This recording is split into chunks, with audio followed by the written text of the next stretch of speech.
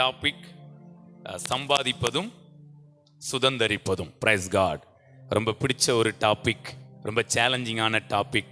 So அதை நம்ம புரிந்து கொள்வதற்காக ஒரு 2 வசனம் நாம் வாசிக்கலாம். சம்பாதிப்பது சுதந்தரிப்பது அப்படிங்கிறதை குறித்து நமக்கு ஏற்கனவே வசனங்கள் தெரிந்திருந்தாலும் இந்த சூழ்நிலையில் ஒரு வசனம் நாம் வாசிக்கலாம். உபாகமம் 8ஆம் அதிகாரம், அதில் 16 இருந்து வாசிங்க. உன் பிதாக்கள் அறியாத மன்னாவினால் வனாந்திரத்திலே உன்னை போஷித்து வந்தவருமான உன் தேவனாகிய கர்த்தரை நீ மறவாமலும் என் சாமர்த்தியமும் என் கைப்பலனும் இந்த ஐஸ்வரியத்தை எனக்கு சம்பாதித்தது என்று நீ உன் இருதயத்தில் சொல்லிக் கொள்ளாமலும் எச்சரிக்கையாயிருந்து உன் தேவனாகிய கர்த்தரை நினைப்பாயாக. அவரே உன் பிதாக்களுக்கு ஆணையிட்டு கொடுத்த தம்முடைய உடன்படிக்கையை உறுதிப்படுத்தும்படி இந்நாளில் உனக்கு உண்டாயிருக்கிறது போல ஐஸ்வரியத்தை சம்பாதிக்கிறதற்கான பலனை உனக்கு கொடுத்தார். Praise God. இந்த வார்த்தை பாருங்களேன், எப்படி எழுதியிருக்கு. தம்முடைய உடன்படிக்கையை உறுதிப்படுத்தும்படி இந்நாளில் உனக்கு உண்டாயிருக்கிறது போல ஐஸ்வரியத்தை சம்பாதிக்கிறதற்கான பலனை உனக்கு கொடுக்கிறவர். உடன்படிக்கைக்கும் ஐஸ்வர்யத்துக்கும் சம்பந்தம் இருக்கு. ஆண்டவர் நிறைய உடன்படிக்கை பண்ணியிருக்கிறார் பாருங்க. ஆனா அதை உறுதிப்படுத்துறதுக்கு ஒரு ஐஸ்வர்யத்தை சம்பாதிக்கிற பலனை கொடுத்திருக்கிறார். உங்க வாழ்க்கையிலையும் அவர் உங்களோடு என்ன உடன்படிக்கைனாலும் பண்ணியிருக்கலாம். அதை உறுதிப்படுத்துறதுக்கு ஒரு காரியத்தை உங்களுக்கு ரிலீஸ் பண்றாரு. ஐஸ்வர்யத்தை சம்பாதிக்கிறதற்கான பலனை கொடுக்கிறார். Praise God. ஐஸ்வர்யத்தை நீங்கள் சம்பாதிப்பீர்கள். எதற்காக? அவருடைய உடன்படிக்கையை, அதாவது உடன்படிக்கை நிறைவேற்றுவதற்காக அல்ல, அவர் செய்த உடன்படிக்கை நான் நிறைவேற்றுவேன் அப்படிங்கிறதற்கான ஒரு உறுதிப்பாடா ஐஸ்வர்யத்தை ரிலீஸ் பண்றார். ஏன்னா அந்த ஐஸ்வர்யம்ங்கிறது ரொம்ப அவசியமான ஒன்றாய் இருக்கிறது. ஹல்லேலூயா. நம்ம அற்பமாலாம் என்ன செய்ய முடியாது, அதை நினைக்க முடியாது. ரொம்ப அற்புதமாக தான் என்ன செய்ய வேண்டியிருக்கு, நினைக்க வேண்டியதாக இருக்கு. ஹல்லேலூயா. ஸோ இன்னைக்கு ஒரு வேளை நம்ம கையில் போதுமானது சிலர்கிட்ட இருக்குமா இருக்கலாம், சிலர்கிட்ட இல்லாத மாதிரி இருக்கலாம். நீ பேசுகிற மாதிரி பெண்ணினால்கிட்ட நிறையா குமாரத்தில் இருக்க, அண்ணாள்கிட்ட இல்லை. ஆனால் ஒரு கட்டத்தில் அண்ணாள்கிட்ட மொத்தம் எத்தனை பிள்ளைங்க? 6 பிள்ளைங்க. ஒன்று ஆண்டவர்கிட்ட என்ன பண்ணிட்டா, ஒப்பு கொடுத்தா. மிச்சம் 5 பிள்ளைங்க என்ன செய்யுது, அவரை நம்பின பிள்ளைங்களை, அவரை எதிர்பார்த்து இருக்கிற பிள்ளைங்களை அவர் மற்றவங்க கண்ணு முன்னாடி, சக்களத்தின் முன்னாடி சங்கடப்பட விட மாட்டார். Praise God. ஒரு சின்ன ஒரு திறவுகோல், அதை அப்படி யூஸ் பண்ண உடனே பொதுன்னு 6 என்ன செய்யுது, அப்படியே அந்த விளக்கெண்ணெயில ஒழுக்கி வந்த மாதிரி, டேய் எங்கடா இருந்தீங்க எவ்வளோ நாள், கையை தட்டுங்களேன். ஒரு சாவியை போட்டதுக்கு 6 பிள்ளைங்க என்ன பண்றாங்க. ஸோ அந்த சாவியை தான் போன ஞாயிற்றுக்கிழமை நம்ம சொல்லி இருக்கிறோம். உடன்படிக்கையை உறுதிப்படுத்துவதற்கு இஸ்ரவேல் ஜனங்களுக்கு ஐஸ்வர்யத்தை சம்பாதிக்கிற பலனை கொடுத்தார். இன்னும் நீங்க சாலமோனை வந்து பார்த்தீங்கன்னா அந்த ஐஸ்வர்யத்தையும் அவர் தீவிரமாக சம்பாதிச்சாராம்.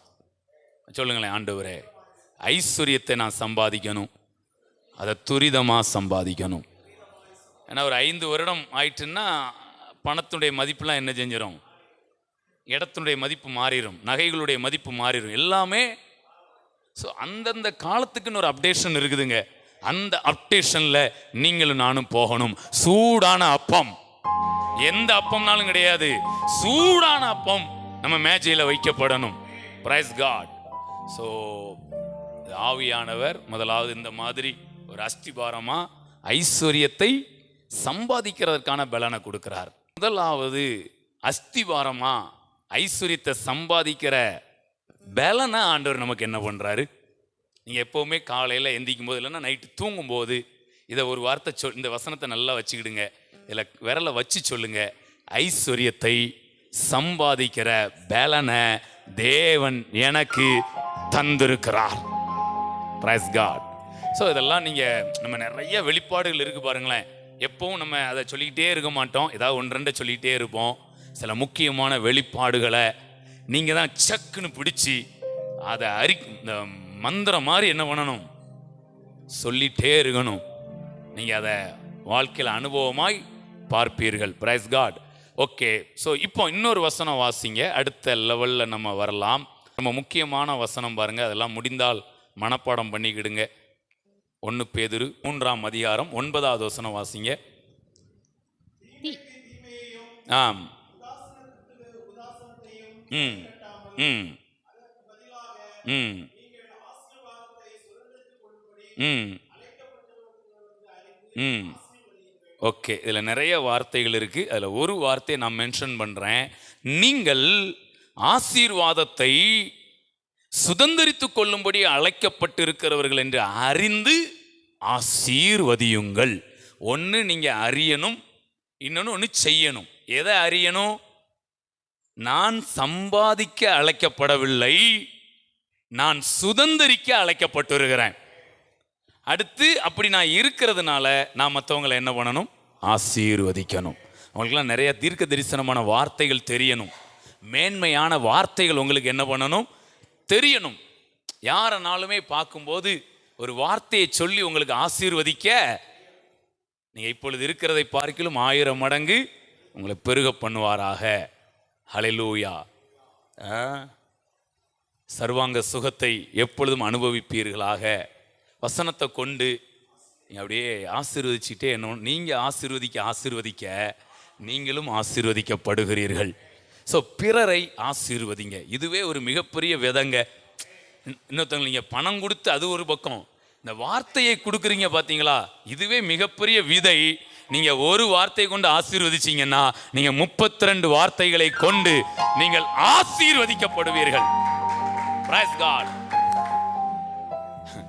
எனக்கு என்ன நடக்கு அப்படின்னா, சர்ச்சில் வந்து வாழ்த்தி ஆசீர்வதிச்சுட்டு போகிறாங்க. இது காணாதுன்னு இப்போ ஃபோன் போட்டுலாம் ஆசீர்வதிக்கிறாங்க. கையை தட்டுங்களேன். சும்மா இருப்போம், ஒரு ஃபோனை போடுவாங்க. நேற்றுலாம் ஒரு அண்ணன் 1.25 மணி நேரம் ஆசீர்வதிச்சிருக்கிறாரு. எவ்வளோ நேரம்? அதில் நான் ஒரு அரை மணி நேரம் பேசியிருப்போம்னு வச்சுக்கலேன். லைட்டாக கிட்டத்தட்ட 1.25 மணி நேரம் என்ன ஆசீர்வதிச்சிருக்கிறார் ஃபோனை போட்டு. அழுதுகிட்டே இருந்தேன். அதாவது வடிவில் அடிக்கிறதுக்கு ஆளை செட் பண்ணாங்க, நம்மளை ஆசீர்வதிக்கிறதுக்கு பரலோகம் ஆளை செட் பண்ணி வச்சிருக்கு. நான் சொல்றேன், நீங்க பாருங்க, நம்ம சபையில எல்லாரையும் கூப்பிட்டு ஆசீர்வதிச்சு இப்போ நம்மளை வளைச்சு ஆசீர்வதிக்கிறாங்க. அதுல நிறைய காரியம். இப்போ ஒரு 100 வார்த்தை சொன்னாங்கன்னா அதுல ஒரு 20 வார்த்தை நிறைவேறிற்று. ஹல்லேலூயா. ஸோ யாரை பார்த்தாலும் ஒரு கையை கொடுக்குறீங்களா? கையை கொடுத்து ஒரு வாழ்த்துதல் என்ன பண்ணுங்க, ஒரு வார்த்தையை கொண்டு வாழ்த்துதல் சொல்லுங்க. ஓகே. ஸோ இப்போ இந்த சம்பாதிக்கிறது சுதந்திரிக்கிறது ரெண்டுக்கும் பெரிய வித்தியாசம் இருக்கு. நல்லா தெரிஞ்சுக்கிடுங்கண்ணே. நம்ம ஏற்கனவே எறும்பை வச்சு உதாரணம் சொல்லியிருக்கிறேன். எறும்பு சம்பாதிக்குதா? பைபிளில் பார்த்தோம்னா எறும்பு அது அற்ப ஜந்துவாக இருந்தும் மகா ஞானம் உள்ளது. அது என்ன பண்ணுது? சம்பாதிக்குது. எறும்பு என்ன பண்ணுது? சம்பாதிக்குது. என்ன சம்பாதிக்குது? இதை சொன்னா உங்களுக்கு புரிஞ்சிடும். அதுக்கப்புறம் அடுத்த இடத்துக்கு வரேன். என்ன சம்பாதிக்குது எறும்பு? சொல்லுங்க. தானியத்தை என்ன பண்ணுது? சேகரிக்குது, சம்பாதிக்குது. எங்க இருந்து எடுத்துட்டு வருது? மூடையில, இல்லைன்னா கீழே சிந்தி கிடக்கிற தானியத்தை. ஆனா இது வயல் நிலத்துல போய் உள்றது இல்லை, தண்ணி பாய்க்கிறது இல்லை, உராடிக்கிறது இல்லை, வயல் அறுக்கிறதும் இல்லை, ஒன்றும் செய்யறது இல்லை. யாரோ செய்யறாங்க. எங்க இதுதாங்க ஃபார்முலா. இதை நீங்க நல்லா புரிஞ்சிட்டீங்கன்னா நீங்கள் சுதந்திரிப்பீர்கள். நீங்க சுதந்திரிப்பீங்க. இப்ப இந்த எறும்பு போய் வயல் நிலத்துல உழுது வேலை பார்க்கணும்னா அதால முடியுமா? நிச்சயமாய் முடியாது. ஆனா அங்க கிடக்கிற தானியத்தை என்ன பண்ணிடலாம். ஆனா அது கொஞ்சம் கஷ்டமா தான் இருக்கலாம். ஆனா அந்த வேலையை என்ன பண்ணுது? சுறுசுறுப்பா காலம் அறிந்து அது என்ன பண்ணுது? சுறுசுறுப்பா அந்த வேலைகளை செய்து. ஹல்லேலூயா. அப்ப இது சம்பாதிக்குது, உடல் உழைப்பை கொடுக்குது. கூண்டுக்குள்ள கொண்டாந்து யாரும் கொண்டு தானியத்தை என்ன பண்றது இல்லை. அப்ப அதுடைய திறமைக்கு அது வெளியில என்ன பண்ணுது? தானியத்தை வேலை பார்க்கு. இப்ப அதுகிட்ட போய் கேட்டா நீ சுதந்திரிக்கிறியா சம்பாதிக்கிறியான்னா அது என்னதான் சொல்லும்? ஆமா, ஆக்சுவலா அதுக்கு தெரியலன்னா சம்பாதிக்கிறேங்க. இப்ப இந்த மாதிரி சத்தியம் தெரிஞ்சதுன்னா யாரோ கொண்டாந்து வைக்காங்க ஐயா, நான் அப்படியே வேர்வை சிந்தாம என்ன பண்றேன் அப்படின்னு என்ன பண்ணும்? ஹல்லேலூயா. ஸோ இன்றைக்கு நான் சொல்றேன், உங்களை என்னை ஆண்டவர், நீங்க சம்பாதிக்கலாம். இப்போ நான் மைக்கை பிடிச்சி பேசிகிட்டே இருக்கிறேன், இல்லை எழுதிட்டு இருக்கிறேன், வீடியோ போடுறேன், ப்ரேயர் போய் நடத்துகிறோம், இந்த மாதிரி பண்ணிக்கிட்டு இருக்கிறோம். இப்போ நீங்கள் என்ன மாதிரி இருக்க மாட்டீங்க. நீங்கள் காலையிலே சிலர்லாம் எத்தனை மணிக்கு போகிறீங்க வேலைக்கு? முருகன்லாம் ஒரு 8:30 9 மணிக்கெலாம் ஆமாம் மனை வீடு போங்க போங்க அப்படின்றோம். அதுக்கப்புறம் நைட்டு ஒரு 7 7:30 8 8:30 9 அது மாதிரி இமானம்லாம் காலையில் 3:30 4 மணி. ஆமாம் போட்டு வண்டி அவ்வளோதான் அப்படின்னு. ஆமாம் தூசியை தட்டிட்டு ஓடிடணும். அப்படி வேறு ஜெயபாலன் எத்தனை மணி? 7:30 8 மணி. ஆமாம் 8 மணிக்கெலாம் வளர்ந்தவர் ஒரு 4:30 5 மணிக்கெலாம் போட்டும். ஆனால் எல்லாம் என்ன பண்ணியிருந்தாங்க, பிள்ளைங்க ஸ்கூல் என்ன பண்ணியிருந்தாங்க. நான் தான் 3:30க்கு தூங்கிட்டு அப்படியே ஒரு 7:30க்கு அப்படியே இருந்துச்சு. அப்புறம் அப்படியே கொஞ்சம் நேரம் பைபிள் வாசித்து ஜெபம் பண்ணிவிட்டு அப்புறம் எதையாவது வீடியோ ரெடி பண்ணிவிட்டு அப்புறம் ஏதாவது ப்ரேயர் இருந்தால் நடத்திட்டு, இல்லை எங்கேயாவது ப்ரேயர் கூப்பிட்டாங்க நான் போயிட்டு. என் லைஃப் அப்படி இருக்குது, உங்கள் லைஃப் இப்படி இருக்குது. எல்லாரும் ஏதோ ஒரு விதத்தில் சின்ன சின்ன பிரயாசங்களை என்ன பண்ணுறோம்.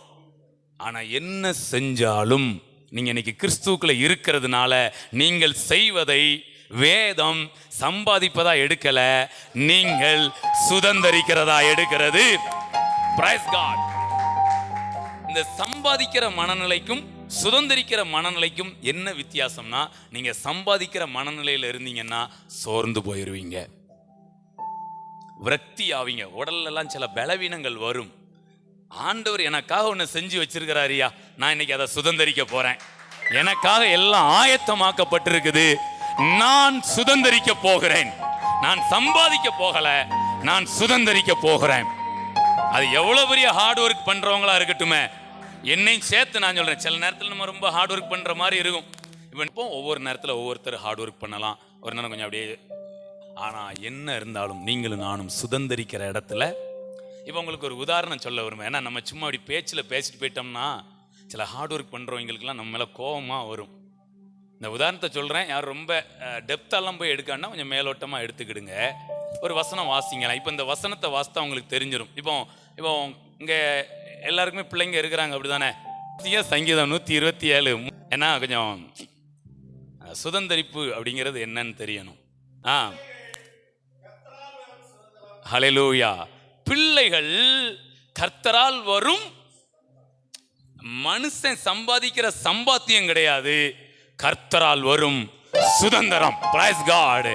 எப்படி எறும்பு அங்க கிடக்க தானியத்தை போய் தூக்கிட்டு வருதோ அத மாதிரி நமக்குள்ள ஆண்டவர் அந்த கற்பத்தின் கனியை என்ன பண்ணியிருக்கிறாரு, வைத்திருக்கிறார். அதை ஜஸ்ட் நாம என்ன பண்றோம், ஒரு சின்ன திறவுகளை போட்டு நாம சுதந்திரிக்கிறோம். அப்ப பிள்ளை செல்வம் அப்படிங்கிறது நம்ம சம்பாதிக்கிறது கிடையாதுங்க. பிள்ளையே சம்பாதிக்கலன்னா அப்ப பணத்தை நீங்கள் சுதந்திரிக்கிறீர்கள். இந்த நாட்களிலே நம்முடைய சபைக்கு ஆண்டவர் பேசுகிற காரியம், பிள்ளையையும் பணத்தையும் அவர் ஒப்பிட்டு அவர் பேசுகிறார். நல்ல ரிசீவ் பண்ணுங்களேன். நீங்கள் எப்படி பிள்ளைகளை சுதந்திரித்தீர்களோ அதை போல உங்களுக்கான பணத்தை, உங்களுக்கான ஐஸ்வர்யத்தை நீங்கள் சுதந்திரிக்கிறீர்கள். Price God. சோ அப்போ நம்ம எதையுமே என்ன பண்ணல, சம்பாதிக்கவில்லை, நாம் சுதந்திரிக்கிறோம். இன்னைக்கு நிறைய பேர் கிறிஸ்துவுக்குள்ள இருக்கிறவங்களே இந்த கிருபையின் சத்தியத்தை சரியா புரிஞ்சுக்கிடலன்னா நாங்கள் எவ்வளோ கஷ்டப்பட்டு உழைக்கும் தெரியுமா. இப்போ நீங்கள் பாருங்களேன், உலகப்புறமா விவசாயம் பார்க்குறவங்க, வியாபாரம் பார்க்குறவங்க, ஸோ இவங்க தானே கடின உழைக்கிறாங்க. கடைசியில் நான் உழைப்பு அப்படிங்கிறாங்க. அப்போ அங்கே கிரியை என்ன செஞ்சிருது. ஆனால் நான் சுதந்திரிக்கிறேன்யா, ஆண்டவர் எனக்கான ஒவ்வொரு நாளுக்கான ஆசீர்வாதத்தை எடுத்து வைக்கிறாரு. நான் வீட்டுக்குள்ள இருந்து அதை சுதந்திரிக்க முடியாது, நான் போனால் சுதந்திரிப்பேன். கானானுக்குள்ள வந்த உடனே சுதந்திரம். அப்போ நம்ம சுதந்திரிக்க போறோம். அப்ப இப்ப பாருங்களேன், அவங்க சொல்லுவாங்க ஊழியத்துக்கும் வேலைக்கும் ரொம்ப வித்தியாசம் இல்லைங்க, ரெண்டும் ஒரே கோட்பாடு தான்.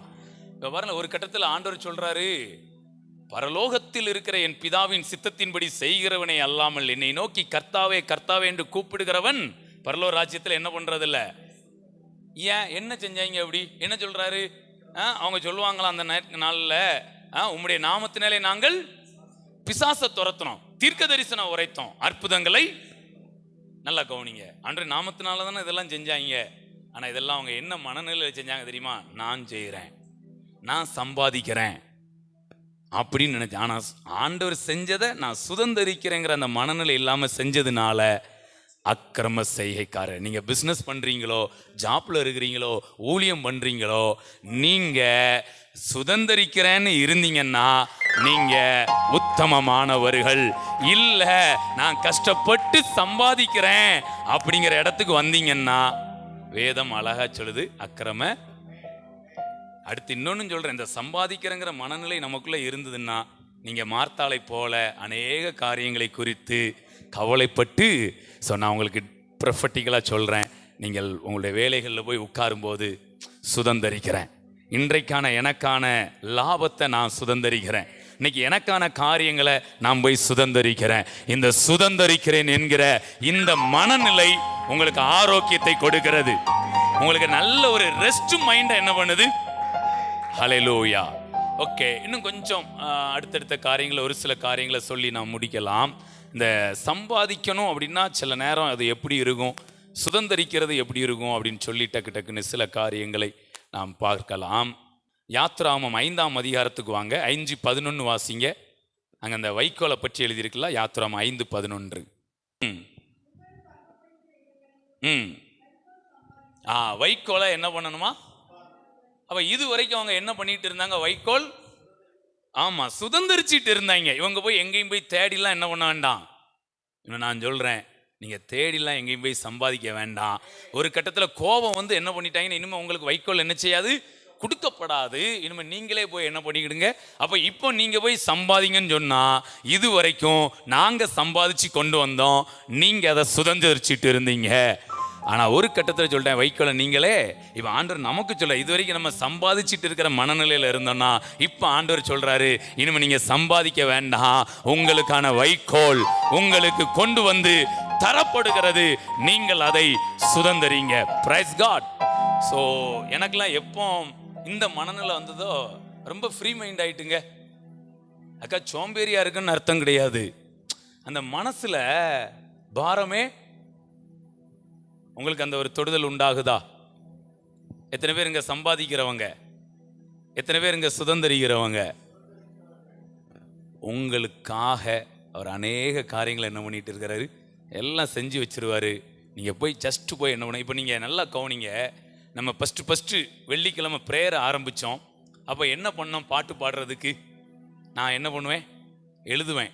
எழுதி அதை செராக்ஸ் போட்டு உங்கள் கையில் கொடுப்பேன். அப்புறம் அதுக்கப்புறம் நம்ம அங்கே ஞாயிற்றுக்கிழமை ப்ரேயர் ஆரம்பிச்சுமா ப்ரொஜெக்டரை யூஸ் பண்ணி நான் என்ன பண்ணுவேன் தெரியுமா? கூகுளில் போய் லிரிக்ஸை எடுத்துட்டு பவர் பாயிண்டில் போட்டு நம்ம டிசைன்லாம் என்ன பண்ணிட்டு இருப்போம், கலர் கொடுத்து அதுக்கு லெட்டர் ஸ்டைல்லாம் வச்சு அதுக்கு டிசைன்லாம் கொடுத்துட்டு இருப்போம். இப்போ ஜெரின் என்ன பண்ணிட்டு இருக்க, எப்படி பாட்டு எடுக்கிற? அவ்வளோதான். உள்ளே போனோம்னா கிரைஸ்ட் ஸ்கொயர்னு ஒரு கூகுள் அங்கே சென்னையில் இருக்கிறாங்க, அவங்க பண்ணிக்கிட்டு இருக்கிறாங்க. உள்ளே போய் பாட்டை டைப் பண்ணோன்னா போதும், அவங்க எல்லாம் ரெடி பண்ணி என்ன பண்ணியிருக்காங்க, வச்சுருக்கிறாங்க.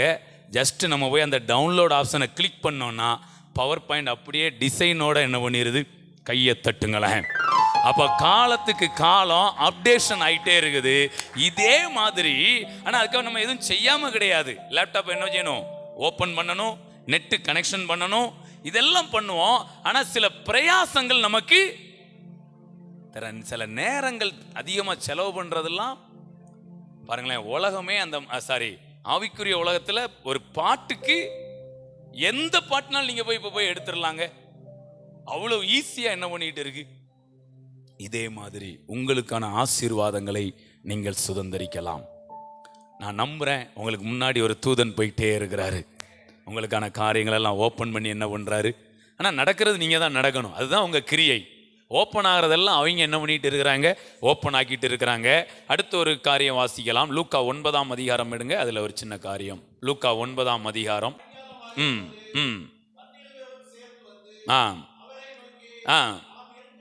நாம் இருக்கிற இடம் என்ன இடம்? வனாந்தரமாக இருக்கிறது. கிராமங்களிலும் ஜனங்கள் போய் தங்கி அப்ப அங்க வைக்கோலை சம்பாதிக்கும்படி அனுப்புனாங்க. இங்க போஜனத்தை என்ன பண்ணணும், சம்பாதிக்கும்படி என்ன பண்ணிரும், அனுப்பி விட்டுரும். அப்படின்னா ஆண்டவர் சொல்றாரு, அவர்களை நோக்கி நீங்களே அவர்களுக்கு போஜனம் கொடுங்கள். எப்படி இருக்கும்? அவங்க ஏற்கனவே சொல்லிட்டாங்க, இது வனாந்தரமான இடம், இங்க சாப்பாடு கிடைக்காது, அதனால ஊர்களுக்குள்ள என்ன பண்ணிருங்க, கிராமத்துக்குள்ள அனுப்பிடுங்க. நான் சொல்றேங்க, நீங்க வனாந்தரத்து இருந்தாலும் நீங்கள் சுதந்தரிப்பீர்கள். ஊருக்குள்ள ஒருத்தன் போய் சம்பாதிக்க முடியாதத வனாந்திரத்தில் நீங்கள் சம்பாதிக்கும்படி, சுதந்தரிக்கும்படி ஆண்டவர் உங்களுக்கு அற்புதங்களை செய்கிறார். நீங்க இருக்கிற இடத்துல நீங்கள் சுதந்தரிக்கிறீர்கள். Price God. உலக கோட்பாடு என்ன? வனாந்திரத்துல ஒண்ணுமே கிடைக்காது, கிராமத்துக்குள்ளனா ஏதாவது கிடைக்கும், சம்பாதிச்சிடலாம் அப்படின்னு நினைக்கிறாங்க. நீ கிராமத்துக்குள்ள ஒன்னா சம்பாதிப்ப, நீ வனாந்திரத்துல இருந்தன்னா நீ சுதந்தரிப்பாய். அங்க ஒரு 5 அப்பம் 2 மீன் இருக்குது. ஆண்டவர் அதை வாங்கி ஸ்தோத்திரம் பண்ணி அதை பிட்டு சீசல் கொடுக்கிறாரு. அவங்களும் சுதந்தரிக்கிறாங்க, அதை வாங்கி மற்றவங்களுக்கும் பகிர்ந்து அளிக்கிறார்கள். அவங்க சம்பாதிக்க. ஸோ இது அங்கங்க இருந்து எடுக்கிறோம். ஆனால் இதுதான் கான்செப்ட், இதுதான் பேசிக், இதுதான் உண்மையான கிருபையின் சத்தியம். இதை தான் ஆண்டவர் என்ன பண்றாரு, செய்கிறார். இன்னும் ஒரு வசனம் வாசிங்க. உபாகமம் 31:3. இதெல்லாம் ரொம்ப நல்லா இருக்கும் பாருங்க, ஒரு இம்பார்ட்டேஷனாக எடுத்துக்கிடுங்க. உபாகமம் 31:3. தேவனாகிய கர்த்தர் தாமே உனக்கு முன்பாக கடந்து போவார். உனக்கு முன்பாக கடந்து போவார். அவரே உனக்கு முன்னின்று, அவரே உனக்கு முன் நின்று அந்த தேசத்தாரை அழிப்பார். நீ அவர்கள் தேசத்தை சுதந்தரிப்பாய். உங்களுக்கான எல்லாத்தையும் அவங்க ஏற்பாடு பண்ணி வச்சுட்டாங்க. நான் அவங்கள மட்டும் நான் என்ன பண்ணணும், அப்புறப்படுத்தணும். அப்புறம் நீங்க போய் என்ன பண்ணிடுவீங்க, சுதந்தரித்துக் கொள்வீர்கள். Price God. ஸோ இதுதான் இன்றைக்கு ஆண்டவர் உங்களை என்னை சுதந்தரிக்கிற இடத்துல தான். அப்புறம் நம்ம ஏதாவது வேலை செய்கிற மாதிரி தான் இருக்கும்.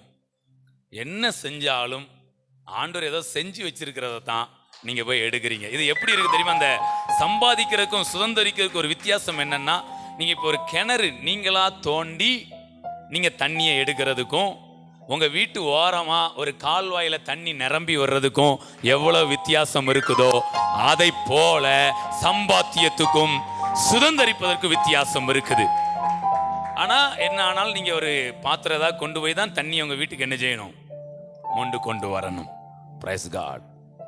இந்த சின்ன வேலையை மட்டும் செய்யும்படி ஆண்டவர். Praise God. கோலை நீட்டினா செங்கடல் பிளக்கும், கீழ்காற்றினால காலை நீட்டினா யோர்தான் பின்னிட்டு திரும்பி நிற்கும். ஸோ சின்ன சின்ன வேலைகளை நம்ம என்ன பண்ணணும், சின்ன சின்ன திறவுகோலை நம்ம போட்டோம்னா நமக்கான பிள்ளை செல்வம், நமக்கான பண செல்வம் எல்லாமே உண்டாகிறது. ஸோ உங்களை என்ன ஆண்டவர் ஒரு மிகப்பெரிய மாதிரியாய் அடிக்கடி சொல்லுவாங்க பாருங்களேன். நம்ம பாட்டு சில நேரம் பிரிண்ட் அவுட் எடுக்கிறோம். எப்படி எடுக்கிறோம் தெரியுமா? இப்போ நான் கொஸ்டின் எடுக்கிறேன்னா ஃபஸ்ட்டு கொஸ்டின் நான் என்ன பண்ணுறேன், எழுதுறேன். இல்லைன்னா லேப்டாப்பில் டைப் படிப்பேன். ஃபஸ்ட்டு ஒரு பேப்பர் மட்டும். அப்புறம் அதுக்கப்புறமா அந்த பேப்பரை கொண்டு கொடுத்துட்டோம்னா அதை வச்சு எத்தனை காப்பினாலும் என்ன பண்ணிடலாம். நீங்கள் நானும் மெயின் காப்பியாக என்ன பண்ணுறோம், நம்மளை கொண்டு தாங்க ஒரு ஜனத்திரளின் இறைச்சல் என்ன செய்யும். நீ நம்ம ஊழியக்காரங்களா இங்கே உட்கார்ந்துருக்கிறோம். ஊழியக்காரன் அர்த்தம் என்னன்னு தெரியுமா? நீங்கள் தான் மெயினான பிரிண்ட் அவுட் பேப்பர். இந்த பேப்பரை கொண்டு தான் அநேக செராக்ஸ் காப்பீஸ் அடிக்கப்படும். ஸோ நீங்கள் நானும் ரொம்ப ரொம்ப முக்கியமானவங்க. Praise God. இந்த பேப்பர் தண்ணிக்குள்ள எங்கேயும் என்ன பண்ணிடக்கூடாது, கிழிஞ்சிடக்கூடாது, காற்றுல எங்கேயும் பறந்துடக்கூடாது. நல்லா கும்முன்னு என்ன செய்யணும். ஏன்னா சில நேரம் நம்ம ஜெராக்ஸ் எடுக்கன்ட்டு கடைசி அந்த மெயின் பேப்பரை காணலைன்னா மண்டையை போட்டு சொரிஞ்சிட்டே இருக்க வேண்டியதுதான். அப்புறம் மறுபடி பிரிண்ட் அவுட் எடுக்க வேண்டியது. அதனால் நீங்களும் நானும் மெயினான பிரிண்ட் பேப்பராக இருக்கிறோம். யாரும் சோர்ந்து போயிடாதீங்க.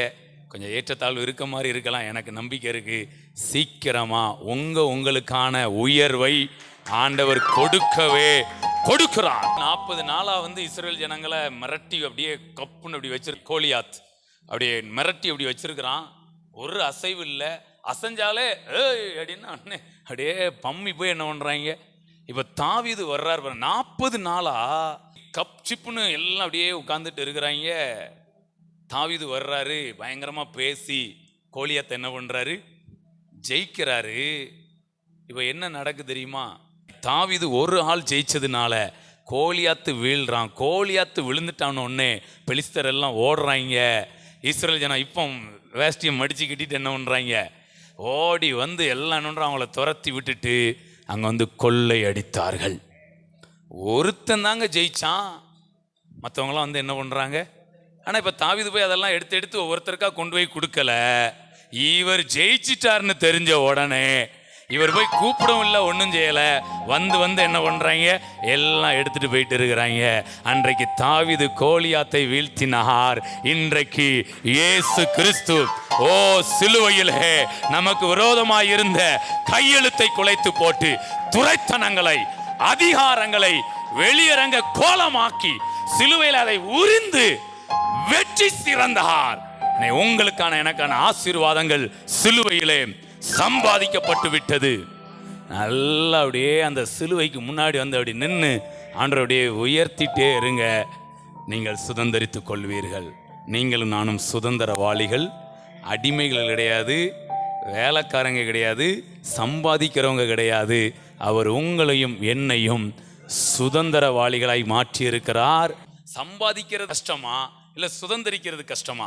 நிறைய பேர் நீங்க சம்பாதிக்கிறது கஷ்டம்ங்கிறீங்க, சம்பாதிக்கிறது ஈஸிங்க. சுதந்திரிக்கிறது தான் கஷ்டம். ஏன்னா சுதந்திரிக்கிறதுக்கு என்ன வேணும் தெரியுமா? அந்த வசனத்தை வாசியம். எபிரேயர் 6:11. எபிரேயர் 6:11 வாசிங்க. சுதந்திரிக்கிறதுக்கு என்ன வேணும் அப்படின்னு பாருங்க. நீங்கள் அசதியாயிராமல் வாக்குத்தத்தமான ஆசீர்வாதங்களை விசுவாசத்தினாலும் நீடிய பொறுமையினாலும் சுதந்தரித்துக் கொள்ளுகிறவர்களை. Price God. அப்போ நீங்க சுதந்தரிக்கணும்னா உங்களுக்கு என்ன வேணும் தெரியுமா? விசுவாசம் வேணும், நீடிய பொறுமை. சுதந்தரிக்கிற இடத்துல சம்பாதிக்கலாம்னா கூட டப்புன்னு ஒரு மண்ணுட்டியை தூக்கிட்டு போய் பாத்தி எகித்தியை வெட்டிட்டு கொஞ்சம் கஷ்டமா இருந்தாலும் ஓகே வெட்டியாச்சியா ஒரு 300 ரூபா 400 ரூபா தாங்க அப்படின்னு வாங்கிட்டு என்ன பண்ணிடலாம். ஆனால் இந்த சுதந்திரிக்கிறதுனா ஒன்னையும் தொடப்படாது, வெயிட் பண்ணிட்டே இருக்கணும். விசுவாசத்தில் என்ன செய்யணும்? அதாவது எலியாவை ஆண்டவர் கேரி தாற்றுக்கு அனுப்புறாரு. அங்கே போனோன்னே இவர் வாட்டுக்கு டப்புன்னு ஒரு அம்பு மாதிரி என்னத்தையே கவுன் மாதிரி எதையத்தையே செஞ்சு காக்கா குருவி அடிச்சு சாப்பிடனா ஈஸி. இதுதான் சம்பாதிக்கிறது. ஒரு குருவி அடிக்கிறது, ஒரு முயல் அடிக்கிறது, என்னத்தையாவது அடித்து கொஞ்சம் விரட்டி பிடிச்சி அடித்து டப்புன்னு சாப்பிட்றலாம். ஆனால் இவர் அப்படி என்ன பண்ணக்கூடாது, தண்ணியை குடிச்சிட்டு வெயிட் பண்ணணும். எதுக்காக வெயிட் பண்ணணும்? காகம் என்னைக்கியா கொண்டு வரும், அது எங்கேயாவது இருந்தால் எடுத்துக்கிட்டு தானே போகும். அப்போ அந்த நம்பிக்கை என்ன செய்யணும்? காகம் கொண்டு வரும். காகம் இறைச்சின்னா விடாது, அது நாரி போனதாக இருந்தாலும் சரிதான், அது தூக்கி விட்டா எலியாவே என்ன பண்ணிடும்? கொஞ்சம் பெரிய காக்காவாக இருந்ததுன்னா எலியாவே தூக்கிட்டு போகிறதுக்கு வழி பார்க்கும். ஆனால் அந்த காகம் கொண்டு வரும்னு நம்பிக்கையோட இருக்கணும். Praise God. உண்மையிலே சொல்றேங்க, உடல் உழைப்பை கொடுக்கறது ஈஸி, உட்கார்ந்து விசுவாசிக்கிறது. அதாவது நீங்க யுத்தம் பண்ணுங்க, நான் ஜெயத்தை தரேன்னு பரவாயில்ல, நீங்க சும்மா இருங்க நான் ஜெயம் தரேன்னா எல்லாம் நல்ல அனுபவங்க. Price God. ஆனா இந்த இடத்துக்குலாம் வந்துட்டீங்கன்னு வச்சுக்கிடுங்களேன், பிறகு நீங்க எதுக்குமே அசர மாட்டீங்க. நீங்க சம்பாதிக்கிறதுக்கு அசர மாட்டீங்க, சுதந்திரிக்க நீங்க சம்பாதிச்சு நீங்க சோர்ந்து போக மாட்டீங்க. நல்ல கும்முன்னு என்ன பண்ணுவீங்க? அதாவது சம்பாதிக்கிறதுக்கு கடின உழைப்பு இருந்தால் மட்டும் போதும். ஆனால் நீங்கள் சுதந்திரிக்கிறதுக்கு அவர் மேலே ஒரு அளவு கடந்த விசுவாசமும் அவருடைய கிரியைக்காக ஒரு பொறுமையும். இப்போ காக்கா எத்தனை மணிக்கு கொண்டு வரலாம் சொல்லலை, அது வரும் அப்படின்னு இருக்கிறாரு. அப்போ இவர் காக்காவை என்ன செய்யணும்? டப்புன்னு ஒரு அணில் அடித்து என்ன பண்ணிடக்கூடாது. இவர் இங்கே சாப்பிட்டுட்டாருன்னா காக்கா என்ன செய்யாது, இறைச்சியும் சாப்பிடலாம், வயிற்றை நிறைச்சிடலாம். ஆனால் அற்புதத்தினால் வயிற்றை நிறைய முடியாது. சிலருக்கு தீர்க்க தரிசனமான வார்த்தை, நீங்கள் குருவிகளை எடுத்து சாப்பிடலாம், சாப்பிடலாம், அதுக்காக ஆண்டவர் தடுக்க மாட்டார். ஆனால் அற்புதத்தை அனுபவிக்க மாட்டோம். ஏதோ கொஞ்சம் வயிற்றை நிறைச்சிட்டு ஏதோ அந்த நேரத்துக்கு நம்ம சமாளிச்சுக்கிடுவோம். ஆனால் அடுத்த லெவல் குளோரியில் நம்ம வர முடியாது. அடுத்து விதவை ஸ்திரீட்டை கொண்டு வந்து எப்படி போசிக்கிறாரு, அடுத்து தேவதூதன் எப்படி அடுத்தடுத்த லெவலில் உங்களுக்கான அற்புதங்களை ஆண்டவர் வைத்திருக்கிறார். நீங்கள் விசுவாசத்தோட பொறுமையாக இருக்கணும், நீங்கள் சுதந்திரித்துக் கொள்வீர்கள். இன்னொன்று சொல்லட்டுமா? நீங்கள் சுதந்திரிச்சிருங்க, உங்களை பார்த்து அநேகர் பின்பற்றி வருவார்கள். உங்களை பார்த்து நிறைய காப்பீஸ் பிரிண்ட் பண்ணப்படும். ஆண்டவர் இந்த இடத்துல நம்மளை அதுக்காக தான் வைத்திருக்கிறார். ஐயா, கர்த்தரை நம்பி நாங்கள் செழிச்சிருக்கோம் யான்னு சொல்றதுக்கு தான் ஆண்டவர் உங்களை என்ன இந்த பூமியில வைத்திருக்கிறார். எழுப்பி நிற்கலாமா? ஜெபிக்கலாம். Thank you Lord. நன்றி இயேசுவே. நம்ம பேசுறது ஒரு அப்படியே சாதாரணமாக நார்மலான விஷயமா இருக்கலாம், ஆனால் ரொம்ப டெப்த்தான விஷயத்தை பேசிக்கிட்டு இருக்கிறோம். ரொம்ப ப்ராக்டிக்கலான விஷயத்தை பேசுகிறோம். பாருங்களேன், ஹல்லேலூயா. அப்படியே ஒப்பு கொடுங்க, நல்லா ஏற்றுக்கொள்ளுங்க. சிலருக்கு இது கொஞ்சம் சேலஞ்சாக தெரியலாம். என்னடா அது சம்பாதிக்கிறது தானே, அது என்ன சுதந்திரிக்கிறது? இல்லை, உங்கள் நம்பிக்கையை சிலுவைக்கு கொண்டு வாங்க. இயேசு எல்லாம் செய்து முடித்து விட்டார். நீங்கள் விசுவாசத்தினாலும் நீடிய பொறுமையினாலும் அதை சுதந்திரித்து கொள்ளலாம். இன்னைக்கு நீங்கள் வேலைக்கு போகிறீங்களா? நீங்கள் போங்க, சுதந்திரிக்கிற மனதோட போங்க. ஓ, எனக்கான காரியங்கள் சம்பாதித்து வைக்கப்பட்டு இருக்கிறது. என் இயேசு கிறிஸ்து சிலுவையிலே சபையை சம்பாதித்தார். அந்த சபையை நாம் சுதந்திரித்து கொண்டிருக்கிறோம். ஹல்லேலூயா. இன்னைக்கு நீங்களும் நானும் சம்பாதிக்கிற இடத்துல கிடையாது, சுதந்திரிக்கிற இடத்துல இருக்கிறோம். ஆண்டவர் தமது தூதனை நமக்கு முன்பாக அனுப்புகிறார். அவர் எல்லாவற்றையும் ஆயத்தம் பண்ணி வைக்கிறார், எல்லாவற்றையும் முடித்து வைக்கிறார். நீங்கள் போய் சுதந்திரிக்கிறது தான் நம்முடைய வேலை இருக்கிறது. ஹல்லேலூயா. உங்களுக்கான ஒரு ஊற்று அது திறக்கப்பட்டு விட்டது. ஜஸ்ட் நீங்க உங்களுடைய பாத்திரத்தை எடுத்து கொண்டு போய் நீங்கள் அதிலிருந்து மொண்டு கொண்டு வந்தால் போதுமானதா இருக்கிறது. இனிமே நீங்க போய் தோண்ட வேண்டிய அவசியம் இல்லை. ஹல்லேலூயா. மார்த்தாளை போல அநேக காரியங்களை குறித்து நீங்கள் கவலைப்பட்டு கலங்குவதற்கு அவசியம் இல்லை. இயேசு கிறிஸ்து உங்களுக்காக எல்லாவற்றையும் செய்து முடித்திருக்கிறார். ஜஸ்ட் அதை நோக்கி பாருங்க, அதை அப்படியே ரிசீவ் பண்ணுங்க. ஹல்லேலூயா. Thank you Lord. நன்றி ஆண்டவரே, நன்றி ஆண்டவரே. சம்பாதிக்கிறதுக்கும் சுதந்திரிக்கிறதுக்கு இருக்கிற வித்தியாசத்தை நாங்கள் கற்றுக்கொண்டு இருக்கிறோம் ஆண்டவரே.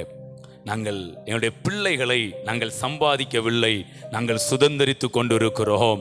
அந்த பிள்ளைகள் என்கிற செல்வம் அது உங்களால் கிடைத்த சுதந்திரமாக இருக்கிறது.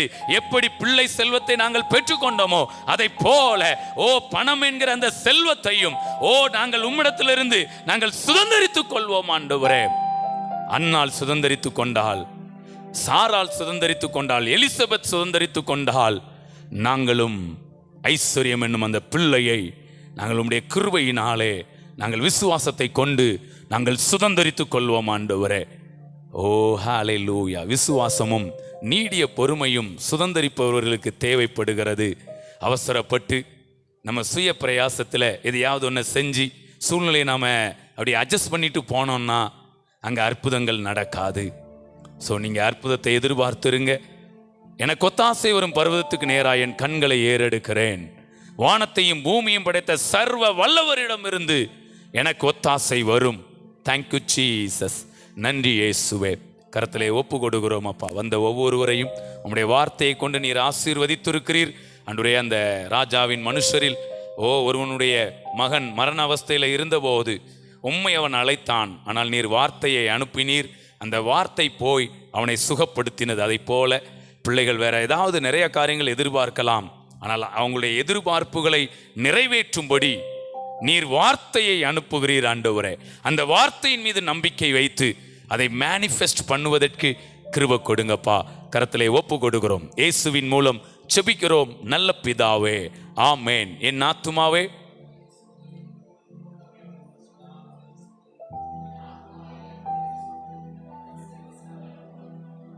ஆமேன், ஆமேன். ஒரே ஒரு வரி சொல்லலாமா?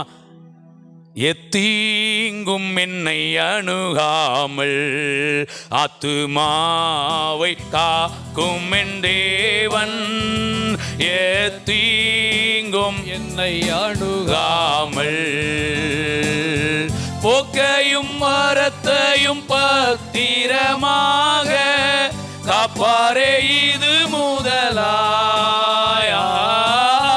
போக்கையும் மரத்தையும் பத்திரமாக காப்பாரே இது முதலாய். எனக்கொத்தாசை வரும் பர்வதம் நேராய் என் கண்களை ஏறெடுப்பேன். எனக்கொத்தாசை வரும் பர்வதம் நேராய் என் கண்களை ஏறெடுப்பேன். ஹல்லேலூயா, ஹல்லேலூயா. Okay, thank you. God bless you.